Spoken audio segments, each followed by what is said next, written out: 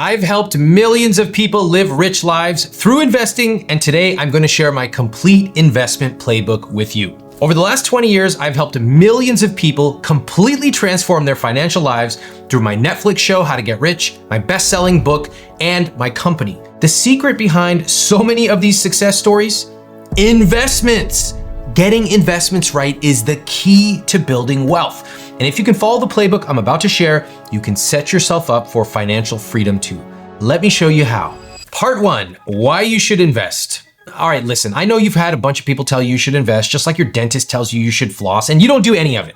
Let me tell you why investing actually will make a concrete difference in your life. I'm talking about all you freaks who like to go to Tao or go to Mykonos, and the people who are doing all this microneedling, whatever, $5,000 Botox. I don't know how much it costs. Here's the simple truth. Saving money alone is not enough. In fact, your savings will never alone make you wealthy. The average savings account pays about 0.5% interest. Good high interest savings accounts pay about 4.3% right now, although they will change, don't email me. Meanwhile, the stock market has historically returned about 10% per year. That's 7% if you're accounting for inflation. That's amazing. That means if you put $20,000 in a savings account and let it sit there for 10 years, you'd have about $21,000 at the end of that time. But if you instead invested it, you'd have almost $40,000 with a 7% return. You would have doubled your money. And that's assuming you didn't continue adding money. This example just shows you what happens over a short period of time. As it compounds over a longer period of time, it's like a snowball. It gets so big, you can't stop that freaking thing. If you start investing $500 a month today, after 40 years, you'll have about $1.2 million. I know, Ramit Sethi, who wants to wait 40 years? I don't want to wait till I'm geriatric. Okay, fine, then invest more. You want to invest more? Invest $2,000 a month. It will take you 22 years to have 1.2 million. Or you can increase your investment by 1% every single year, which will be extremely profitable. The key is this: to build real wealth, to enjoy life on your own terms, by your own definition, you have to invest. And I know it can seem intimidating. I know all these words like 401ks and Roth versus traditional can be confusing. Where do I start? I'm going to show you how to invest in the next step. But before I get to that, make sure you hit subscribe so I can keep sending you these videos on building your rich life. All right, let's move to part 2, my fundamentals of investing. Investing is one of those things like working out, eating right, being a good partner that sounds super complicated and overwhelming, but once you break it down into simple steps, you go, oh, this is actually quite straightforward. I just need to get the fundamentals right. So here's what you need first. You need to know what accounts to open up and when. I'm gonna break it down for you right now. I call this the ladder of personal finance, and it shows you exactly what to open in what order. Step 1, or the first rung. If your employer offers a 401k match, you should contribute enough so that you get 100% of the match. Let's just assume that you make $100,000 for easy math, okay? 100% match up to 5% of your contribution means that you'll contribute $5,000 every year and your company will match it with $5,000. If you don't know what any of the words I just said are, contact your HR team, they will explain it to you. Step 2, pay off your credit card and any other high interest debt. This paying off your high interest debt, like 26.99% for your worthless Macy's card, will give you a significant instant return. Don't ever open up another freaking retail account. If I found out, you're in big trouble. Am I supposed to be nice on these videos? Hold on. Kumbaya. Step 3, open up a Roth IRA. Be sure to check the IRA contribution limits and contribute as much as possible. Step 4, if you have money left over after your 401k, paying off high interest debt, and your Roth IRA, go back to your 401k and contribute as much as possible to it. Go above and beyond your employer match. Step 5, if you have access to a health savings account, an HSA, contribute as much as possible. Did you know that an HSA can actually be an investment account? It has a triple tax advantage that very few people know about, and it can be incredibly profitable for you. Step 6, if you still have money left over after all this, open up a regular taxable account and invest as much as possible. There's no limit on how much you can invest every single month.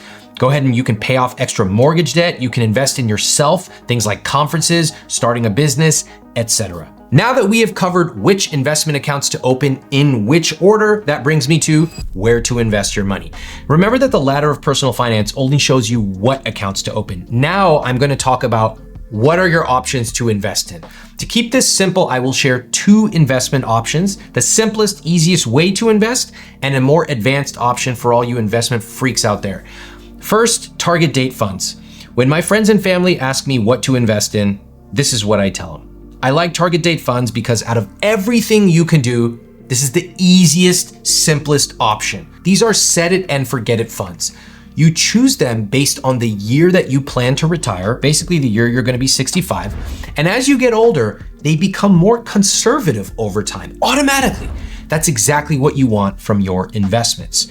When you choose which target date fund to invest in, look for the year that you plan to retire. For example, if you plan to retire at age 65 and you'll be 65 in the year 2060, you would find a 2060 target date fund. It could be Vanguard 2060, Fidelity 2060, Schwab 2060. It's up to you. All you have to worry about is putting as much money as possible into it, and it automatically diversifies. Over time, compound interest will do its magic. One quick tip for everybody: if you get to the stage in the ladder of personal finance where you are investing in a taxable account, that means you've invested in all these other places, make sure you look up tax efficient investing. I don't want to get emails from you all when you're 82 years old getting mad at me. I said it, I'm putting it on record here. Don't contact me 65 years from now about tax efficient investing. I just told you, Google it. Now, if you're a huge nerd who wants to spend the next 40 years rebalancing your own portfolio, it might make sense to choose your own index funds. I'm gonna tell you right now, most of you think you wanna do this, and then a year from now, you're gonna regret it horribly. But what can I say? Americans love to do things that they later regret. Let's keep going. Index funds let you own small pieces of hundreds or thousands of companies, which mean you spread your risk and you keep costs low. In other words, instead of picking one individual stock, you are buying a basket of stocks that you own a little piece of. But if you're gonna go this route, you should learn a little bit more and have some guardrails. Luckily, I wanna introduce you to one of my favorite people in the investing world, David Swensen. He was a legendary investor and chief investment officer at Yale University for over 35 years. Basically, this guy was the GOAT of money management. And unfortunately, he passed away recently, but we honor him because he suggested allocating your money in the following way when choosing your own portfolio of index funds. 30% domestic equities, 15% developed world international equities like UK, Germany, France, 5% emerging market equities like China, India, Brazil, 20% real estate investment trusts, REITs. They invest in mortgages, residential, and commercial real estate. By the way, if you're listening to this, you're like, what are these freaking words? That's a good sign you probably should not use this strategy. Target date fund? Goodbye, I'm going out to the bar. Let me just keep going. 15% government bonds. These provide predictable income and balanced risk. And finally, 15% tips. I'm not talking about the tips that you all complain about. Oh, why did this barista force me to tip them 13%? I'm so angry, I'm gonna go on Twitter and get mad because I don't have responsibility over my own. They need the tip. They need the tip more than you need it. Tips are treasury, inflation, protected securities, whatever. Just keep moving. Look, David Swensen wrote multiple books on some very complex investment theory, much more complex than you or I will ever encounter in our limited investing lives. But here's the most important takeaway. No single choice in this investment portfolio represents an overwhelming part of it. It's diversified. So you have 2 options. You don't have to guess. No picking individual stocks. No trying to time the market. Oh, what's happening in the market? It looks like it went down. Don't time the market. You'll lose if you try to. You just invest as much as you possibly can, consistently and automatically. You don't wake up in the morning and decide it's rainy, I don't feel like investing. Nope. It's set up 1st of every month or 5th of every month. Money's automatically going from your checking account into your investment account or straight from your paycheck into your 401k.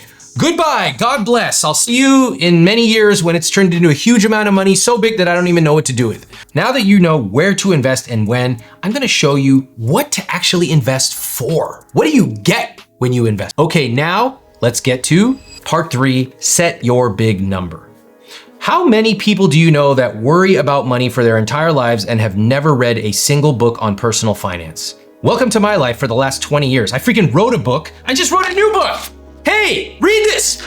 They don't read it. And then they come online, can you please explain investing? It's so overwhelming. If you don't know how much you're going to need in retirement, then you're gonna forever worry about money. Why do you think so many people reflexively worry about how much they spent on a freaking Twinkie box? Because they don't know what they are working towards. It's like you're driving from Milwaukee to Sacramento without any directions. Hey, maybe we'll end up in the right place, but probably you'll end up lost and you'll end up taking a lot longer to get there. So start with these two questions. How much time do you have until retirement? The earlier you start, the easier it is. Second, what kind of retirement do you want to have? Do you want to maintain your lifestyle? Maybe live a little simpler? Maybe spend more extravagantly? A quick way to estimate what you'll need is using the 4% rule. Financial advisor Bill Bengen designed the 4% rule in the 90s as an easy to follow plan for covering your costs through retirement and making your money last as long as you do. Basically, it's a way to know how much money you're gonna have in retirement. It's a loose guideline, but it's still useful. The 4% rule says that you can safely withdraw 4% of your retirement savings each year without running out of money. That means, just to keep it really simple, if you save $1 million, you can safely take out $40,000 every year. But here's the caveat. This rule is only meant to be used for typical retirements of about 30 years. If you want to retire early, you will either need to grow your investments more or you will need to dial that 4% down. All right, so let me show you how to calculate your investment goal using the 4% rule.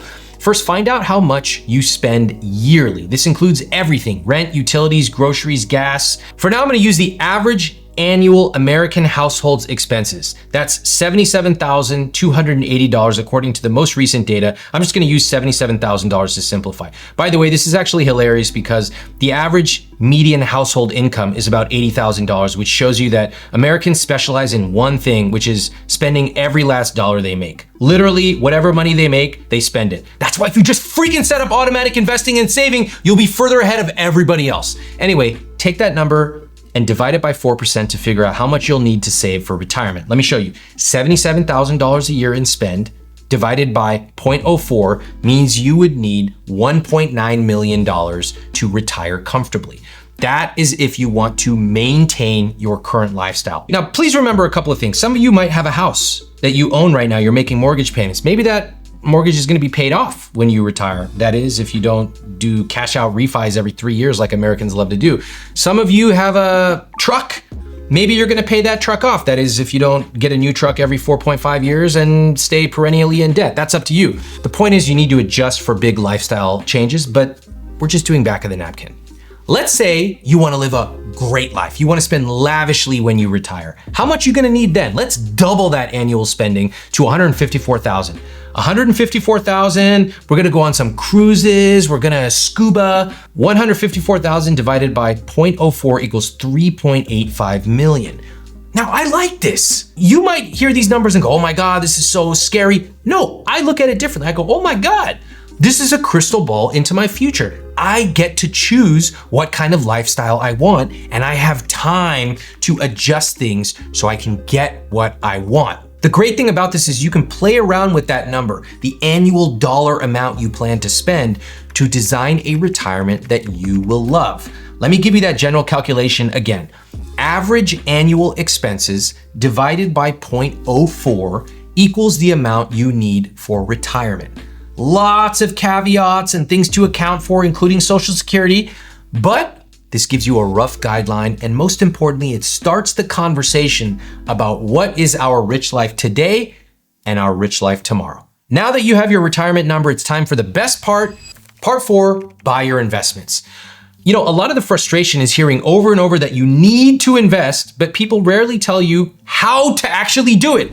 So today I'm going to walk you through actually buying investments and setting up automatic investing. I'm going to show you a real investment account with tens of thousands of dollars, and then I'm going to show you how to start investing, the actual nuts and bolts. Let's do it. Here we have an account from a friend of mine who has $40,000 in their Roth IRA. let's take a look at what all these numbers mean, and I'm gonna break down the key numbers to pay attention to.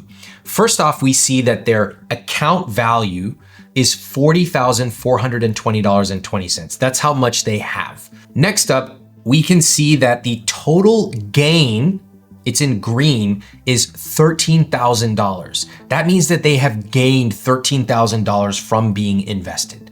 Okay, that's amazing. That's like someone handed you $13,000. They made that because they invested and they've been in it for a while. Okay, a couple of other things we want to point out here. They own one fund in this account, which is a Schwab target date fund, a Schwab target 2055. That's a target date fund that tells me they plan to retire around 2055. Great. Here at the top, we can see some options. The only ones I really care about are summary, which is typically what I log into once every 3 or 6 months. I log in, look at a couple charts, and then I'm like, bye, don't care. I'm not making any changes when I log into my account 99.9% of the time. Balances shows which different accounts have which different investments. For example, a Roth IRA might have a different investment than a taxable account. Now here we have investment income. This is kind of interesting. You can invest for growth. You can also invest for income. If you're younger, you typically invest for growth. That means you pick stocks or index funds specifically that tend to grow. However, you've probably heard of some older people, like maybe your parents or grandparents, who talk a lot about income, things like dividends. That is because they have chosen certain investments that provide consistent income. They're living off their investments. That happens later in life. We don't really need to focus on that too much, but in this case, this person made $697 in income. Typically, what we do is we simply set that income to be reinvested. Over time, that will become $6,000, which will be reinvested. Sometimes $60,000 reinvested. Boom, boom, boom. And then one day you go, hey, pay me the income. I want to take a nice trip. You can get the income. Let's go. Portfolio performance. This is my favorite. Oh my God, I love a good chart. Okay, look at these charts. Hold on. This is crazy. Okay. Look at this. First of all, I don't know if you all get excited about investment charts like I do. Am I the only one? I don't think so. Let's take a look. This chart says your portfolio gained $15,628 from November 2018 to November 2024. In 6 years, this person made $15,000, and that's pretty fucking awesome, okay? And it's going to grow. There will be a day where this chart will say, in the last year, you made $15,000. Then it will say $40,000, and on and on. There will be a day for many of you where you will make more from your investments than you make from your income. That moment is called the crossover point. And that is a beautiful moment because you started investing, you invested consistently, it's grown over time, you didn't pull it out, and now your investments are making more than your income. It's a very powerful moment. Okay, let's also look at the rate of return. This portfolio had a cumulative rate of return of 70%. I don't care about cumulative. I care about annualized, which is how much did it return on average per year? And it says 9.28%. Does that sound familiar to anybody? 9%? I wonder, have we discussed previously how the number typically is between 10 to 11%, or if we account for inflation, about 7%? Boom, that's exactly what we see here. Overall, 9% return is great. However, the S&P 500 has been on a major tear, meaning it's gone way up since 2009, actually since March 2009, right, by the way, when this book came out. So if we look at the comparison of this person's return, which is 70%, and then we compare it to the S&P 500, we see that the S&P 500 returned about 130%. So what does it mean? The first conclusion is, oh my God, why am I investing in a target date fund? The S&P 500 is absolutely crushing target date funds. And if you strictly look at the numbers, that is true. However, we need to take into account two things. Number one, the target date fund is performing as designed. Target date funds will almost always underperform the S&P 500 because they include international stocks, they include bonds, so they are not designed to perform the S&P 500. What they are designed to do is to automatically diversify and to rebalance over time, meaning you see the real benefits of this as you get older. Second, the S&P 500 has been on a historical tear. This isn't normal. The S&P 500 has been going like this, way up for 15 years with only a couple of minor dips. That is highly ahistorical. It's totally unusual. So over time, I expect that number will close a bit, but more importantly, you need to remember the game you are playing. It's like you don't try to eat soup with a fork. It's not meant for that. A target date fund is not meant to keep up with the S&P 500. It's meant to provide a reasonable investment option so that over time it will automatically rebalance and you will be secure knowing that your portfolio is aggressive when you are young and it becomes more conservative as you are older. So you got to know your history in order to prevent making bad decisions. Okay, look at these numbers, they're pretty interesting. In the last 6 years, this person had $12,000 probably transferred over from another account. In this period, they contributed $11,800, meaning invested that much. But you know how much they made in investments? $15,000. They made more from being in the stock market than they actually put in themselves. Do you all see how crazy that is? Just imagine you add an extra zero to this. Over the course of X years, you contribute $100,000, but you make $150,000 from the stock market. Now make that number bigger.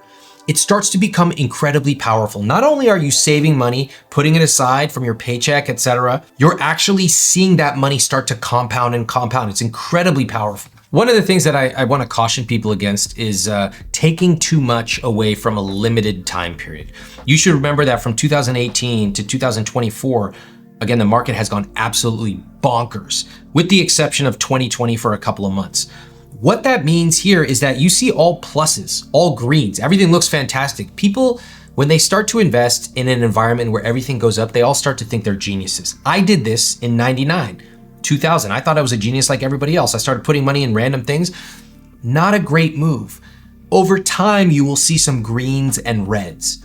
That's okay. The market goes up, the market goes down. But over time, we typically know what has happened for the last 100 years, and that allows us to have a sense of what might likely happen going forward. Okay, so now let's actually click on the target date fund and start to understand what that investment is. Let's take a look. So here we can see, this is the typical page for any investment out there, like VFINX or Google or Meta or whatever. Any public traded company has a page that looks like this. You can enter it in Google or any brokerage and you will see something similar. Let's take a look here.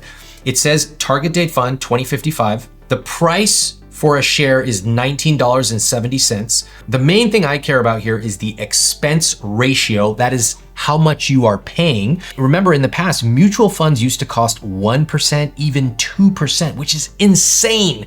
Now, index funds, even target date funds, cost 0.08%, 0.04%. That's effectively free. That is really, really, really low. Gross expense ratio, 0.13. Let's continue. Oh, I don't care about Morningstar ratings. They're complete BS. There's something called survivorship bias. Basically, mutual fund companies will launch like 50 mutual funds, and then the ones that don't perform really well, they take out. And so the only ones left are the ones that have 5-star reviews. Don't trust this bullshit. Now look at this. Minimum investment, $1. Literally your kids who want to buy a pack of gum, you could put them in a target date fund. 2,200, whatever year they're gonna retire. Who knows? Some kid born today is gonna be 300 years old. Who knows? The point is, with $1, you can start investing in this thing. That's amazing. It used to be that you had to have thousands of dollars. Now it is so accessible to anybody. Also, you can set it up to happen automatically. And you can see no 12B1, no front loads, back loads. I know these are confusing terms. Basically, it's all larded up fees that companies used to charge, and some of them still charge. Goldman Sachs, JP Morgan, you. But these funds are solid. They're low cost, they're accessible. They're like a Costco brand. You know, Kirkland salt. Oh, it's so nice, tastes good, relatively affordable, everybody wins. We don't need this fancy shit right now. Maldon, or however you pronounce it. Okay, this is a cool chart. This one shows the growth of a $10,000 investment. So if you had invested in this, what I like about this chart is look back at 2017, 18, 19. This is when we saw more of a rational market, when things weren't going bonkers. And you can see that the target date fund is highly correlated with the S&P 500. They're basically identical. Small differences, but basically identical. What happened in 2020 and afterwards was the S&P 500 went absolutely berserk, meaning really high, and relative to other investments such as bonds and international equities, the S&P 500 dramatically outperformed. So you see this major divergence between the two. If you were to only look at this big chart we looked at a second ago, you'd be like, oh my God, this investment sucks. But now we can start to see a little bit of the history of the trends and realize, oh, what happened in the last few years that caused this divergence? Now I know 99.9% of you are not gonna be sitting here analyzing it like this. You don't even need to. You can choose a target date fund and you can get on with your life, or you can do your index funds and you want to rebalance and stuff every year, fine. That's up to you. I wouldn't do it, but you can. But you need to be aware of your history rather than simply be reactive to what is going on in the market. It says holdings. Here's what's in the target date fund. It has 50% US large cap stocks. It has 23% international equities, 6% REITs, 6% emerging markets. It has 6% bonds, and then 0.01% basically government money. What can you tell about this? There's a lot you can tell. Different companies will have different holdings based on their own investment managers' preferences, etc. But in general, they tend to be kind of similar. This allocation is designed for somebody who's going to retire in the year 2055. It is intentionally created for that specific person.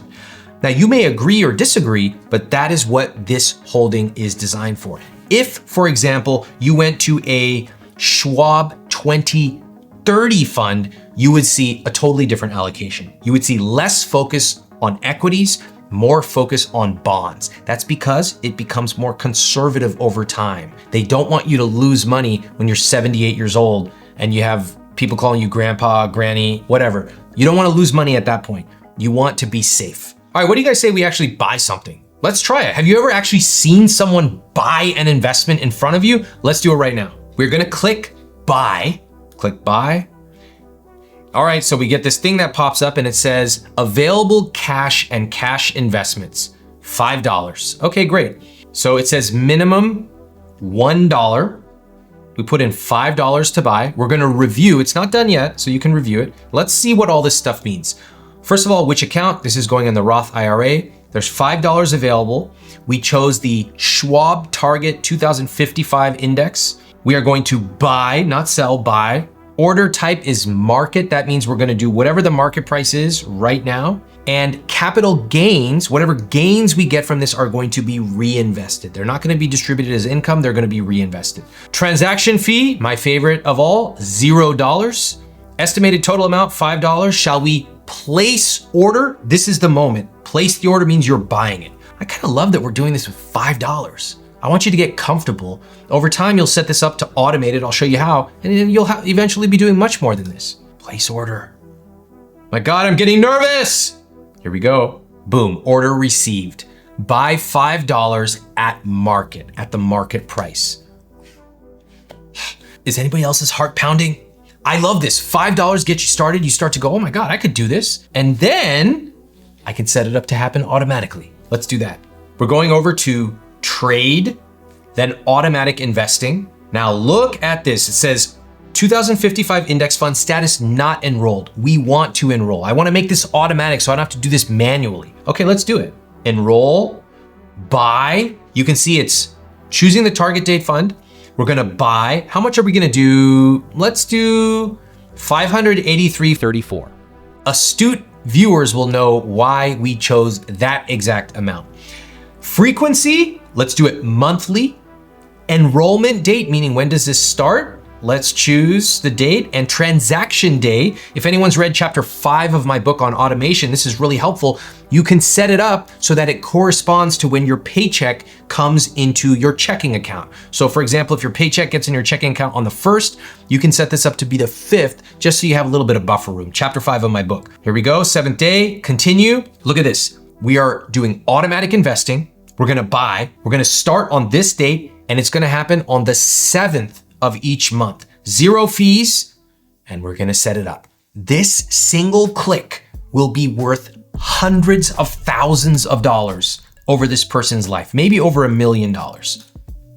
Right there. Now, if you set up automatic investing like this, you can set yourself up to build incredible wealth without even thinking about it. So there you have it, my investment playbook.